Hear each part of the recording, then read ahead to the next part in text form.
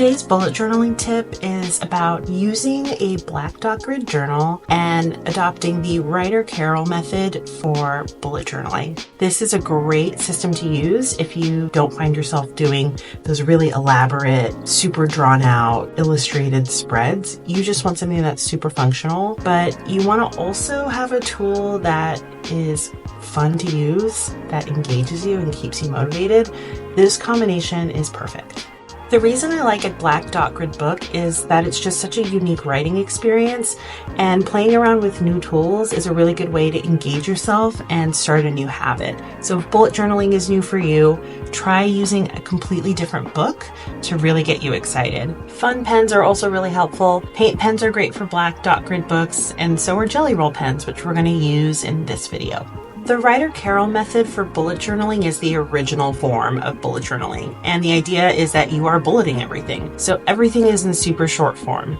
Here is how a calendar for the month is set up. You just list out all the dates in the month with the corresponding day of the week, and this lets you jot down major events and appointments that you can reference at a glance. The Ryder Carroll method is all about abbreviating and making things really easy to jot down, but also making it completely customizable. And because so much of this system is really about a brain dump in a way that's fast and efficient, this is a really great method for people who have ADHD. Your to-do list is basically broken up by a series of symbols. As you fill out your tasks, you can cross them off. You have a place to put your ideas, prioritized items, even events. And as you work through your list, you just cross things off. So this way you can tell at a glance items that are completed, not completed, things that you've pushed off to maybe the next week. But having everything in a rolling list makes it so easy to stay organized. I also like to have a section at the bottom that basically has larger projects that are not something that you can necessarily cross off on a task list. Maybe it's a wish list of projects, but I basically break it up into two tiers, tier 1 being more important, tier 2 being less important. And I just have this positioned where my month at a glance is that I can always go back and reference.